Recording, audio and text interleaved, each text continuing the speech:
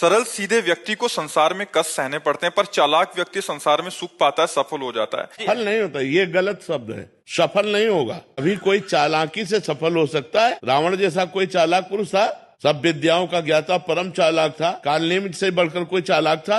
पूरी संजीवनी बूटी जैसी ही द्रोणागिरी में हर औषधि को कर दिया और साधु बनकर बैठ गया। हनुमान जी ने मार डाला, राम जी ने रावण को मार डाला, रहा न को कुल रोवन यारा। चालाक पुरुष सफल कैसे हो सकता? नहीं, सीधा सरल पुरुष कष्ट पा सकता है, पर सफल सीधा सरल सच्चाई पर चलने वाला हो। जैसे धर्मराज युधिष्ठिर बिल्कुल सीधे थे, यहां तक इतने सीधे थे कि युद्ध क्षेत्र में कल कौन सी रणनीति है वो जाके दुर्योधन सीधे पूछ लेता था। भ्राताश्री कल कौन सा चक्रव्यूह रचना है वो बता देते थे। इसीलिए भगवान दो बैठक करते थे, एक युधिष्ठिर के साथ और एक युधिष्ठिर से अलग। युधिष्ठिर के साथ जो बैठक की वो चक्रव्यूह रचना ही नहीं होगी, क्योंकि वो दुर्योधन को पता हो। इतने सरल थे कि वो आके पूछ लेते, वो पूरी बात बता देते थे। तो आप देखो विनाश किसका हुआ? चतुर चालाक, जिसके साथ शकुनी, दुशासन, कर्ण, दुर्योधन के साथ इतने चालाक, चालाकी की हद थे ये लोग। तो क्या ये लोग सफल हुए?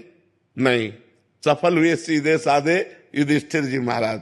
तो चालाक पुरुष तुम्हें सफल होते नजर आएगा, लेकिन सफल नहीं हो सकता।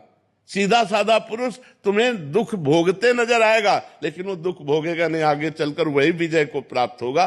थोड़ी यात्रा ऐसी है जिसमें संशय हो सकता है देखकर कि बेईमान, दुष्ट, चालाक, कपटी पुरुष उन्नति को प्राप्त हो रहा है और धर्मात्मा, ईमानदार दुख को प्राप्त हो रहा है। लेकिन परिणाम में सही चल रहा है उसका सही परिणाम होगा, और जो गलत चल रहा है उसका गलत परिणाम होगा पक्का। उसका पुण्य उसको साथ दे सकता है, लेकिन जो जीवन का परिणाम है वो ये पद नहीं है। मरोगे तो तुम्हारे साथ पद नहीं जाएगा, तुम्हारे साथ रुपया नहीं जाएगा, अच्छाई जाएगी, तुम्हारे सत्कर्म जाएंगे। और ये पक्की बात समझ लो, जब आपके आचरणों का, और भगवान ऐसी बुद्धि भ्रष्ट कर देते हैं कि खुला आचरण उसकी गंदगी सामने आ जाती है। आदमी की इज्जत चली गई तो किस योग रह गया? तो ये पक्का समझ लो, अच्छा पुरुष और धर्मात्मा पुरुष दुखी हो सकता है लेकिन हार नहीं सकता। विजय को वही प्राप्त होगा, ये निश्चित बात है। सामने से तो बहुत सुंदर दिखाई दे रहे और पीछे जो पाप कर रहे तो मालिक देख रहा है, उसका हिसाब मालिक करेगा। मालिक की दुकान में है सबका जीवन खाता, पाई भर का भी चूक नहीं होती हमारे मालिक से। एक एक बात का हिसाब होता है। अगर हमने अंगुली भी उठाई है तो उसका भी हिसाब है कि क्यों उठाई और कैसे उठाई।